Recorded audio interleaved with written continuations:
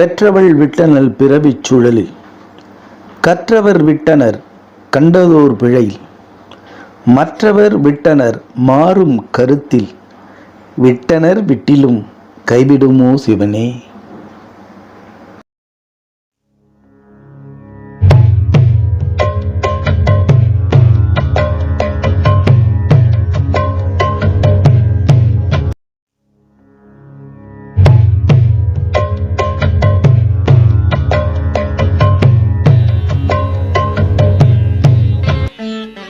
வழியும் பாலின் நிறம் மாறும் நீலம், கரைந்து வினைகள் பார்க்கத் தீரும், உறையும் பணியில் உலவும் ஈசன், பிறையும் நதியும் சிகை சூடிய தம்பிரானே.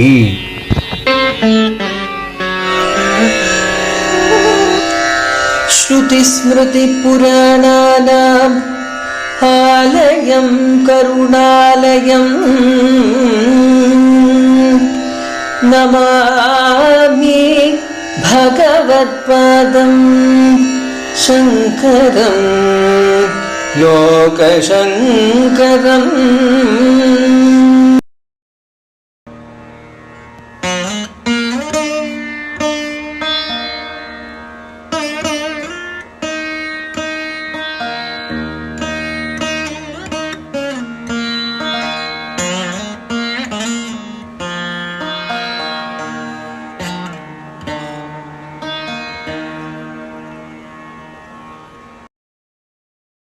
இனி சிவானந்தலகரியின் 64வது ஸ்லோகத்தை காண்போம்.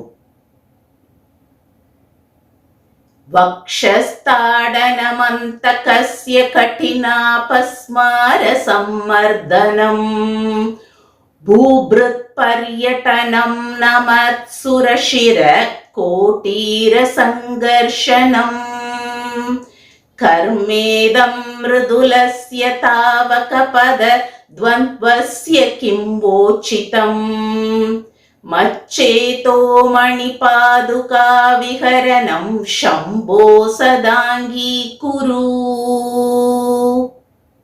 இதனை தமிழ் கவிதை வரிகளில் காண்போம்.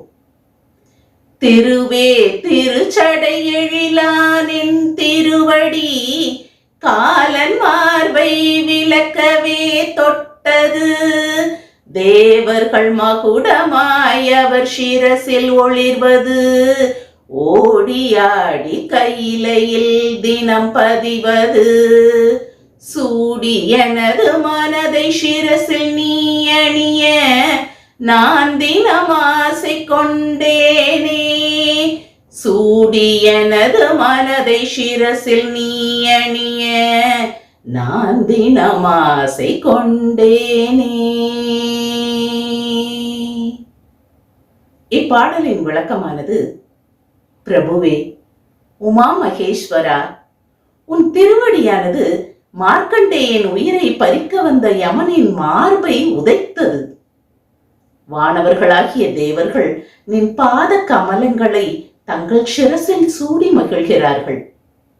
அந்த திருவடிகள் பனி சூழ்ந்த கைலாய மலை முழுவதும் சுற்றி புனிதமாக்குகிறது. உன்மேல் பக்தி கொண்ட என் மனதை நீ சூடிக்கொண்டால் நான் அடையும் மகிழ்ச்சி அளவில்லாததாகிவிடும். ஸ்ரீ குருபியோ நமக. எல்லையில்லாதவளும் எல்லைகளுக்கு உட்படாதவளும் பிரபஞ்ச சக்தியாகி பேராற்றலும் பேரொழிலும் கூடிய அண்டங்கள் அனைத்தையும் காத்து ரட்சிக்கும் அன்னை பராபரையின் சௌந்தரியத்தை சௌபாகியத்தை ஸ்ரீ ஆதிசங்கரர் சௌந்தரிய லகரி என்னும் அற்புத அருள் காவியமாய் 100 சமஸ்கிருத ஸ்லோகங்களில் உலக நலன் வேண்டி அளித்திருக்கிறார். குழந்தைகளுக்கு தின்பண்டம் திகட்டுமோ? உலக அன்னையின் அழகை வர்ணிக்கும் அத்தெய்வீக பாடல்கள் அவளின் குழந்தைகளான நம் அனைவருக்கும் கேட்க இனிக்கும், பார்க்க பாக்கியங்கள் அனைத்தும் கொடுக்க வல்ல மதுர கவி வரிகளாகும். அம்மையின் அழகோ அளப்பரியது. அதை தேனினும் இனிய தமிழ் கவிதை வரிகள் கொண்டு உலகம் போற்றும் சௌந்தரிய லகரியை உங்கள் முன் வைக்கிறோம்.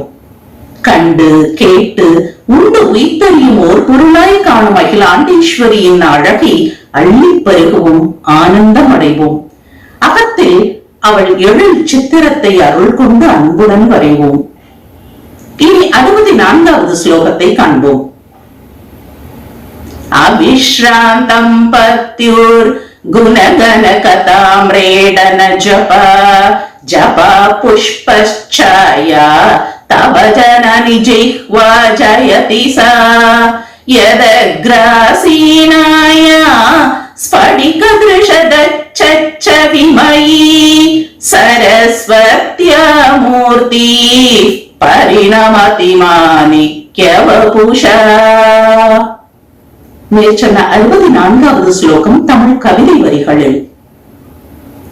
சதா சிவநாமத்தால் சிவந்தது உன் சிவனாவே, மகாதேவன் வீரத்தால் மகிழும் மனதுடையாளே, நாவில் வசிக்கும் மாணியும் நல்லொளி மாணிக்க சிவபானாளே, ஆடல் தலைவன் நாயகியே, ஆற்றல் நீயே ஆதியே, தேற்றும் தெய்வ திருவுருவே, தேவி நீயே மெய்ப்பொருளே, தேற்றும் தெய்வ திருவுருவே, தேவி நீயே மெய்ப்பொருளே. இப்பாடலின் விளக்கமானது, அன்னையே, கற்புக்கரசியான நீ எப்பொழுதும் உன் கணவனாகிய சிவபெருமானின் நாமத்தையும் பெருமைகளையும் திரும்ப திரும்ப சொல்வதால் புனிதமான உன் நாவானது செம்பருத்தி பூவை போல சிவந்த நிறமாக இருக்கிறது. உன் நாவின் நுனியில் இருக்கும் வாணியின் சுத்த வெண்மை நிறமே மாறிப்போய் மாணிக்கம் போல் சிவப்பாக மாறிவிட்டது.